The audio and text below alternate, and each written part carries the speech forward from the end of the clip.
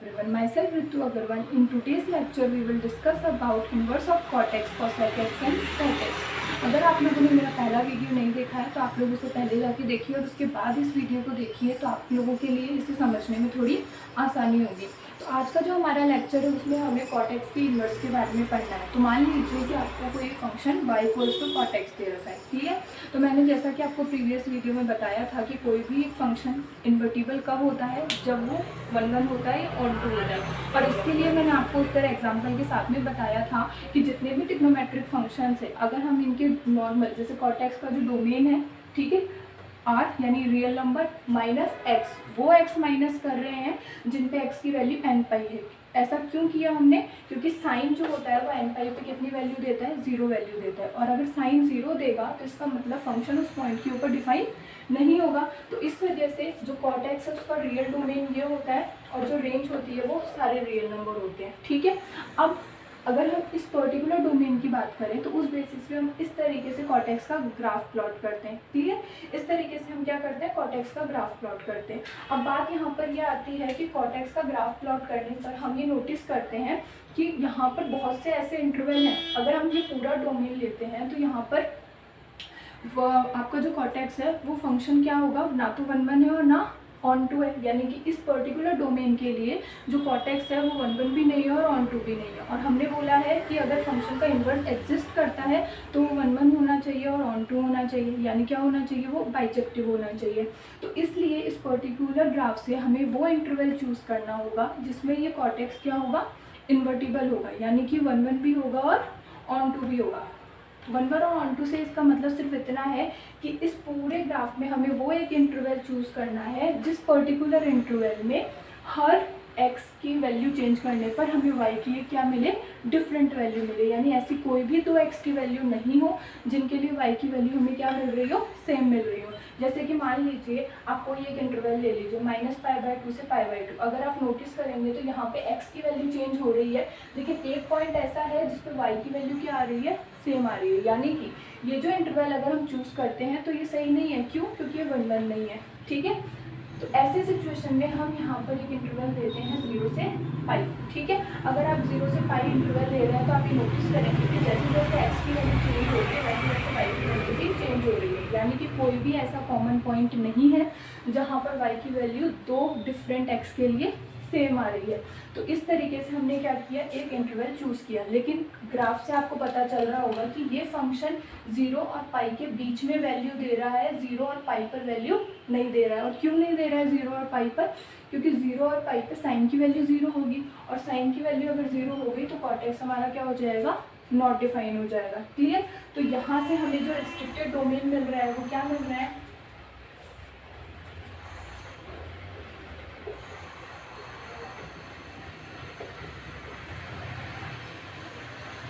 ठीक है, हमें रेस्ट्रिक्टेड डोमेन क्या मिला है? ओपन इंटरवल 0 to पाई।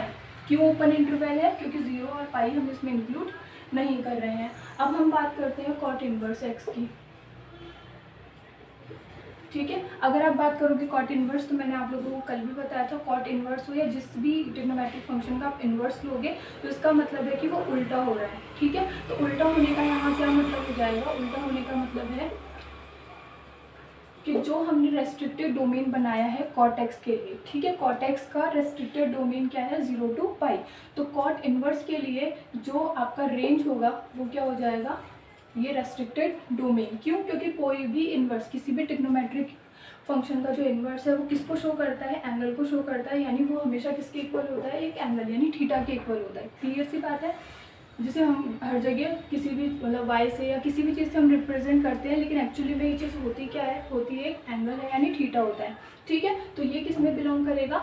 उल्टा हो जाएगा। मैंने आपको प्रीवियस वीडियो में बताया ही था कि कॉट इनवर्स के लिए कॉट एक्स का जो डोमेन होगा उसे हम रेंज बना देंगे और जो रेंज होगी वो डोमेन बन जाएगा। तो यानी कि हमारी रेंज क्या हो जाएगी? 0 to पाई और हमारा डोमेन क्या हो जाएगा? Real number. क्लियर?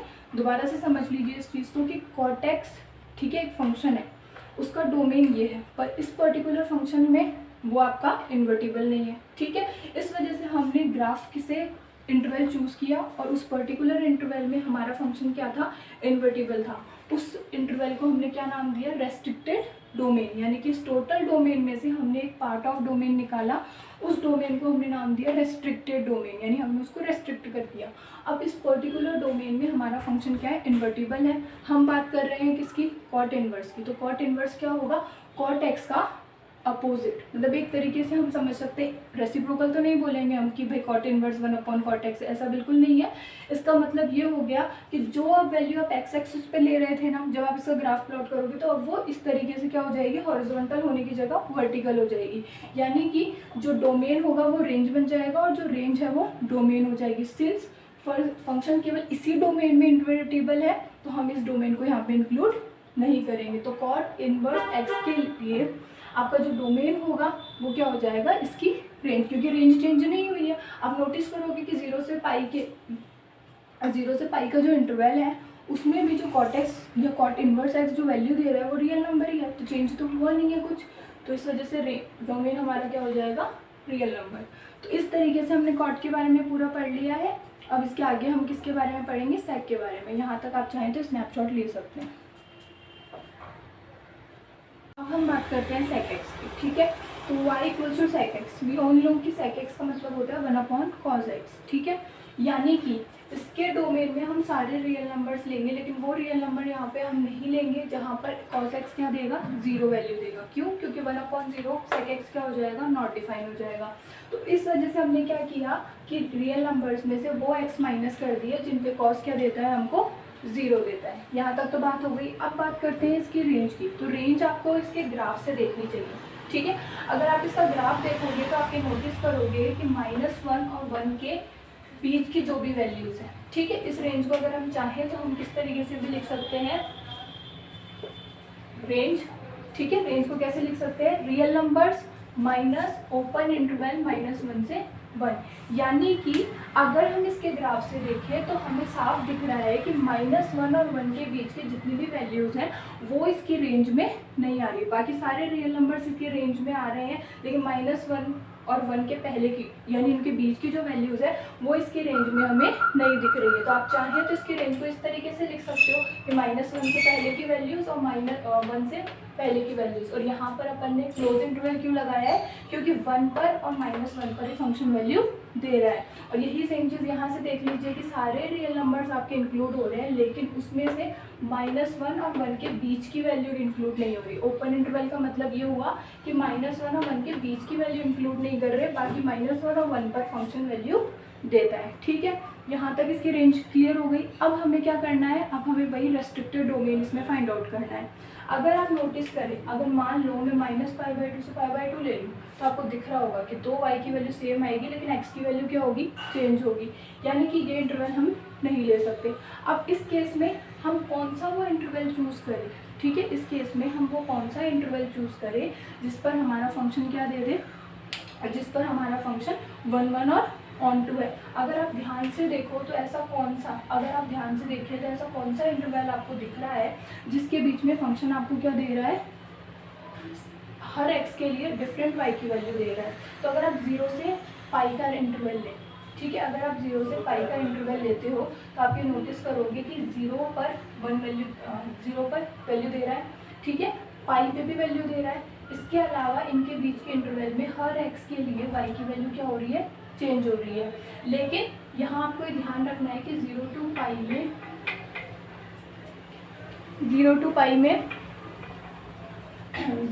में क्या हो गया, यहाँ पर आपका π/2 इंक्लूड नहीं हो रहा, ठीक है, ठीक है। तो यहाँ पे क्या हो गया हमारा ये π/2, ठीक है, ये π/2 इसमें इंक्लूड नहीं हो रहा है। क्यों, क्योंकि फंक्शन इसके ऊपर डिफाइन नहीं है। π/2 होते ही हमारा फंक्शन क्या हो जाएगा, नॉट डिफाइन हो गया, यानी कि हमारा जो रेस्ट्रिक्टेड डोमेन होगा,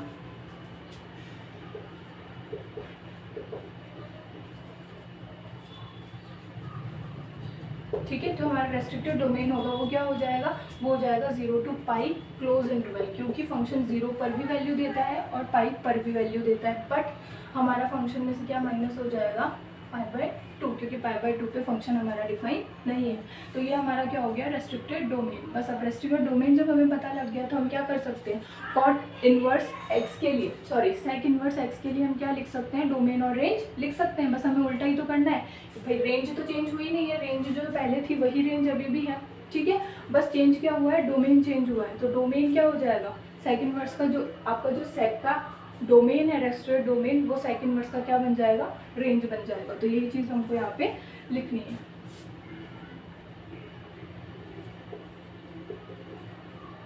ठीक है, सेकंड वर्स एक्स के लिए हमारे पास में डोमेन क्या हो जाएगा, जो उसकी रेंज थी, ये लिख सकते हैं हम। ठीक है, और रेंज क्या हो जाएगी, जो इसका रेस्ट्रिक्टेड डोमेन है।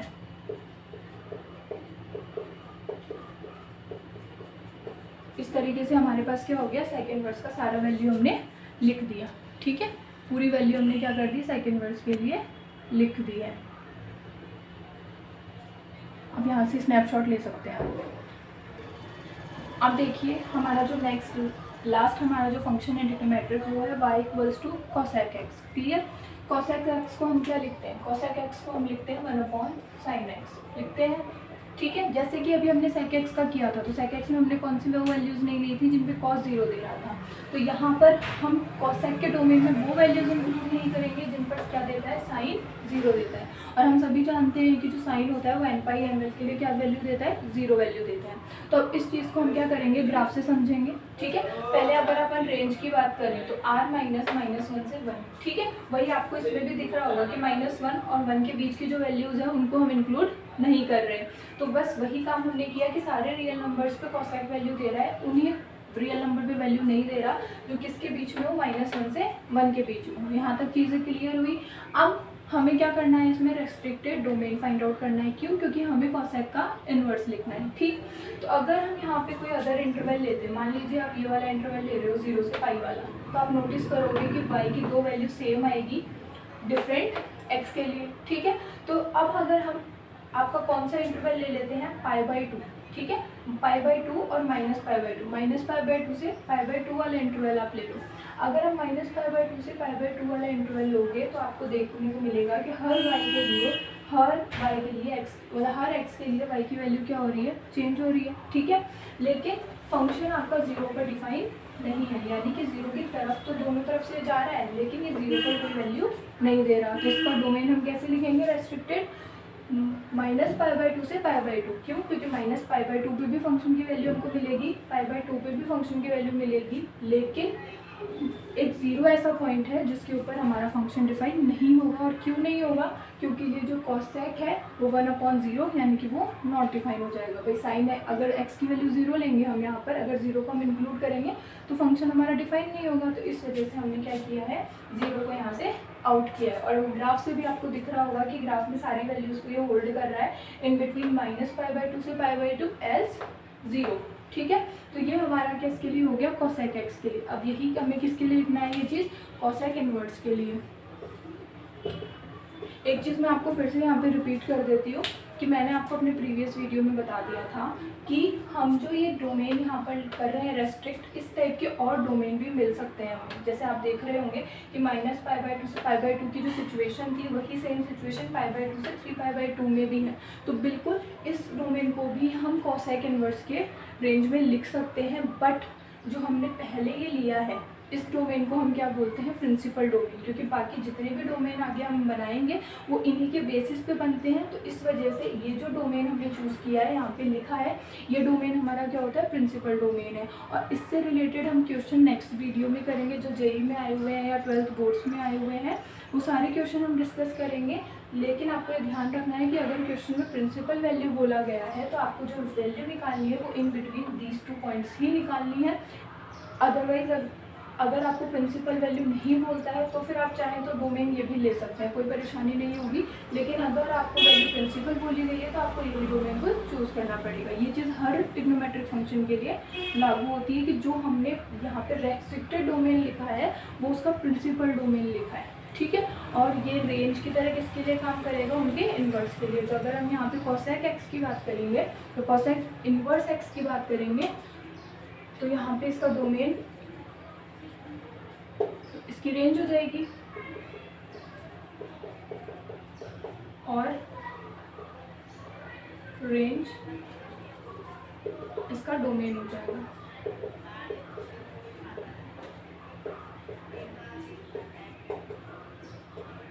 ठीक है।